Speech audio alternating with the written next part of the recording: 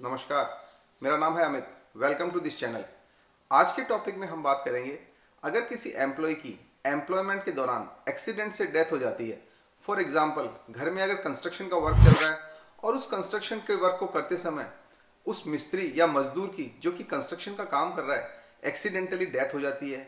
या for example, घर में अगर इलेक्ट्रिसिटी का काम चल रहा है और उस काम को करते समय इलेक्ट्रीशियन की एक्सीडेंट की वजह से डेथ हो जाती है, तो ऐसी स्थिति में वो जो व्यक्ति काम कर रहा था, वो जो एम्प्लॉय था, उसके डिपेंडेंट जो उसके मदर हो सकते हैं, फादर हो सकते हैं, उसकी वाइफ, बच्चे, वो किससे मुआवजा लेंगे, कितना मुआवजा उनको मिलेगा और इस कॉम्पनसेशन को पाने के लिए कहाँ उन्हें एप्लीकेशन फाइल करनी होगी। तो चलिए देखते हैं एम्प्लॉयज़ कॉम्पनसेशन एक्ट में इस कॉम्पनसेशन को पाने के लिए क्या प्रोविज़न किए गए हैं। And before proceeding further, don't forget to subscribe the channel. Employment के दौरान किसी वर्कमैन की डेथ हो जाने पर उसे कितना कॉम्पनसेशन मिलेगा, इसकी कैलकुलेशन करना बहुत ही आसान है। इसे समझने के लिए हम एक एग्जांपल लेते हैं। एक मिस्त्री है जो घर में कंस्ट्रक्शन के दौरान चिनाई का वर्क करता है।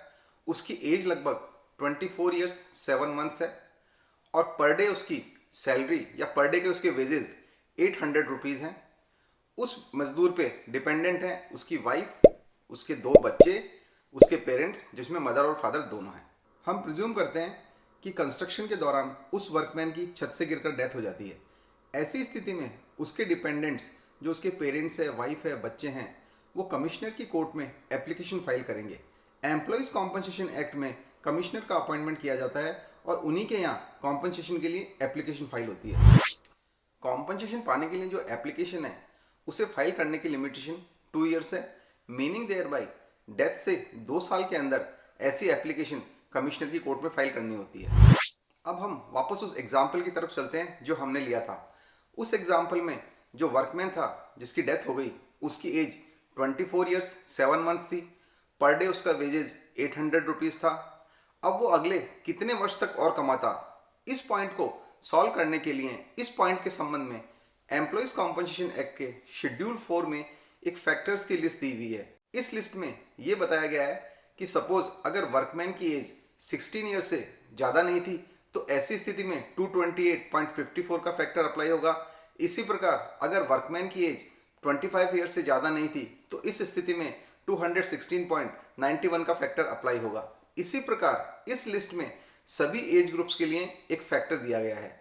इस लिस्ट का पीडीएफ मैं डिस्क्रिप्शन में डाल दूंगा, आप चाहें तो वहां से इसे कंप्लीट लिस्ट को देख सकते हैं। जिस वर्कमैन का हमने एग्जाम्पल लिया है उसकी एज 24 ईयर्स 7 मंथ है। मीनिंग देयर बाई वो 25 वर्ष से कम उम्र का है। ऐसी स्थिति में शेड्यूल 4 के अकॉर्डिंग 216.91 का मल्टीप्लायर अप्लाई होगा। अब उसकी पर डे वेजेज 800 रुपीज़ थे, तो पर मंथ इनकम निकालने के लिए 800 को हम 30 से मल्टीप्लाई कर देंगे तो उसकी पर मंथ इनकम आ जाएगी 24,000 rupees per month. Employees compensation act के सेक्शन 4 के अकॉर्डिंग उस वर्कमैन की मंथली इनकम का हम 50% निकाल लेंगे। तो 24,000 जो उस वर्कमैन की मंथली इनकम थी उसका 50% 12,000 रुपीज़ होता है। अब 12,000 रुपीज़ को उसका फैक्टर जो कि 216.91 था उससे मल्टीप्लाई कर देंगे। इस मल्टीप्लिकेशन के बाद जो कॉम्पनसेशन अमाउंट आएगा वो आएगा 26,02,920 रुपीज़। इस कॉम्पनसेशन अमाउंट में 5,000 रुपीज़ फ्यूनरल एक्सपेंसेस के एडिशनल दिलवाए जाते हैं और इसके साथ ही इस अमाउंट पे इंटरेस्ट भी इम्पोज किया जाता है। इस कॉम्पनसेशन का पेमेंट एम्प्लॉयर द्वारा किया जाता है। अगर एम्प्लॉयर ने इस संबंध में कोई इंश्योरेंस करा रखा है तो ऐसी स्थिति में उस इंश्योरेंस कंपनी द्वारा इंश्योरेंस की टर्म्स एंड कंडीशन के अकॉर्डिंग इस कॉम्पनसेशन का पेमेंट किया जाता है। यहाँ पर हम एक सिचुएशन और लेते हैं। वर्कमैन की इनकम के अकॉर्डिंग कॉम्पनसेशन की कैलकुलेशन की गई और उस कैलकुलेशन में वो कॉम्पनसेशन 1,20,000 रुपीज़ से कम आया। तो ऐसी स्थिति में उस वर्कमैन को जिसकी एक्सीडेंट में डेथ हुई है मिनिमम 1,20,000 रुपीज़ उसके एम्प्लॉयर की ओर से दिए जाएंगे। ये कॉम्पनसेशन अमाउंट मैंडेटरी है। एम्प्लॉयज़ कॉम्पनसेशन एक्ट के सेक्शन 4A के अकॉर्डिंग एम्प्लॉयर पर 50% पेनल्टी इंपोज करने का भी प्रोविजन है। वर्कमैन ने जो कॉम्पनसेशन के लिए क्लेम फाइल किया उस क्लेम को एम्प्लॉय अगर एक्सेप्ट नहीं करता है और उससे कम का कोई अमाउंट वो एक्सेप्ट करता है, ऐसा कॉम्पनसेशन ड्यू होने के 1 मंथ में ऐसा पेमेंट नहीं करता है और इसका कोई प्रॉपर जस्टिफिकेशन नहीं देता है, ऐसी स्थिति में कोर्ट द्वारा उस पर एरियर्स की 50% तक की पेनल्टी इम्पोज की जा सकती है। तो आपने देखा कि एम्प्लॉयज़ कॉम्पनसेशन एक्ट में किसी वर्कमैन की एक्सीडेंट में डेथ होने पर कॉम्पनसेशन की कैलकुलेशन करना कितना आसान है। तो आज के इस टॉपिक को यहीं कंक्लूड करते हैं। जल्दी मैं आपसे मिलूंगा एक और नए इंटरेस्टिंग लीगल टॉपिक के साथ।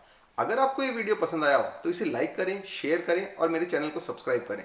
यतो धर्मस्ततो जयः।